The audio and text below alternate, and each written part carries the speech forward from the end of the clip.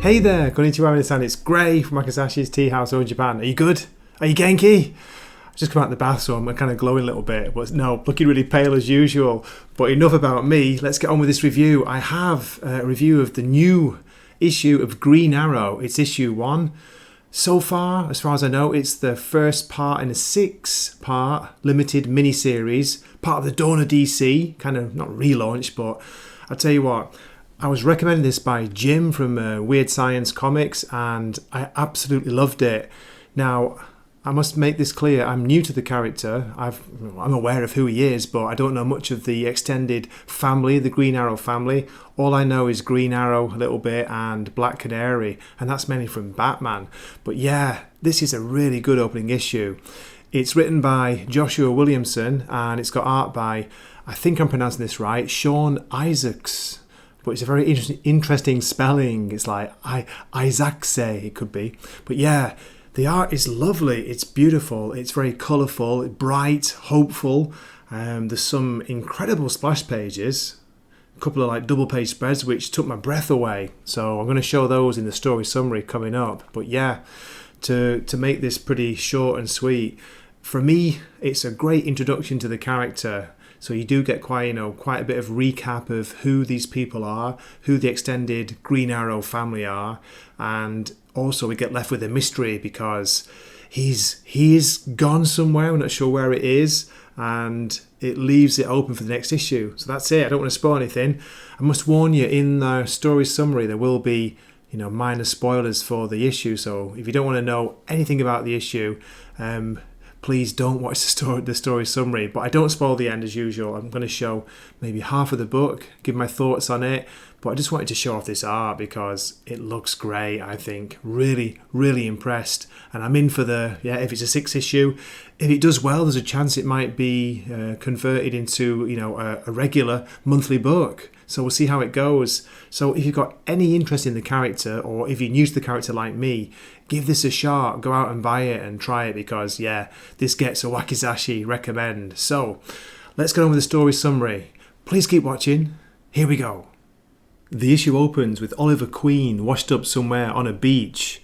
No, not again. Then we turn the page and we get this gorgeous double page spread. It's both beautiful and bizarre. As you can tell, wherever he is, he's very, very far from home.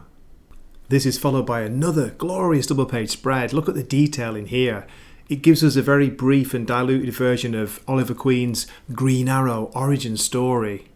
He tells us he trained with some bad people, but also some good, just trying to make the world a better place. But apparently, the universe wanted more from him. Hey, it always does, doesn't it? The recap continues with this page of glorious motorbike-based art. Look at the bikes on here.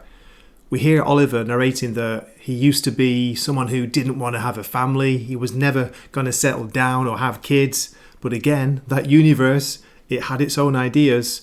I tell you what, this page just makes me think of this.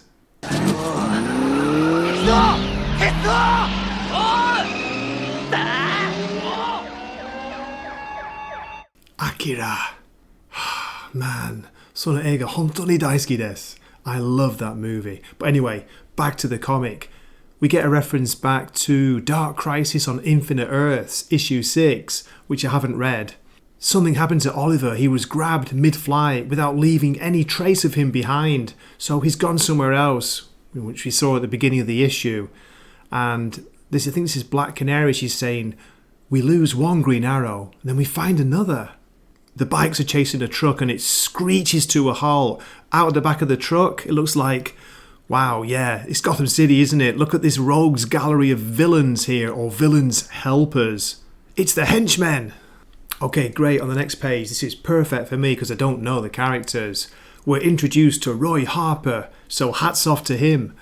AKA Speedy, Arsenal, or the Red Arrow. It sounds like Oliver Queen trained him. Also, we see Connor Hawke, aka Green Arrow. No way, this is Oliver Queen's son. A brief scene of them training together, doing some martial arts training there.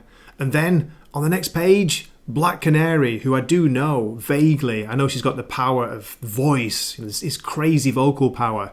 AKA Dinah Lance, AKA pretty bird. As they're chasing down the henchmen, a figure comes out of an alley with a really weird mask on. It looks like one of those Japanese anime cat masks. Crack! Ouch! Nice! What's your name, kid? And we're told it's Cheshire Cat as she launches another arrow. With the henchmen down, Cheshire Cat is leaving when a voice stops her in her tracks. You threw your first ninja star when you were 2 years old. It's Roy Harper, and he's telling the character, I guess, things that he thinks she did when she was young, when she was a child. My daughter was 5 years old when she was taken from me. That was the worst day of my life. But I know my daughter. I've been looking for you for so long. And then, I don't know the character's name, so forgive me, but is it Leanne or Lion? Roy tells her that she can come home. He's here for her whenever she's ready. And then there's a glorious page here. Look at this, a reunion scene. We don't get enough of this, do we, in comics these days? But the power of a good family hug. It's just gorgeous art, isn't it, all around? It makes you feel good just looking at it. Or is it just me? But wait, suddenly Connor and Leanne start to disappear in front of their eyes. No! As Leanne's fading out, she says the name Amanda Waller. Okay, I'm going to end the story summary here. There's still a few pages to go, and it's setting up something big for the next issue. Well, there we go. I hope you enjoyed that as much as I did. I'm going to read it again after I finish this review because, yeah, really, really enjoyable opening issue, and it's left me wanting more. What more can you ask for? Now, there's one variant cover I wanted to show. I think there's about 3 or 4 different ones, but didn't really catch my fancy apart from this one. This is by David Nakayama. Very simple green-based image, but nice pose. Good to see, the main character on the book. And yeah, the next issue should be out in May. I'll be there, slapping money down the counter, whatever. Spending money for the digital edition because I can't get physical. But yeah, we'll see how it goes. So, as always, thanks so much for watching, and I hope to see you in a future video. This is Gray from Wakazashi's Tea House, signing off for the night. It's chucking it down here. Matane.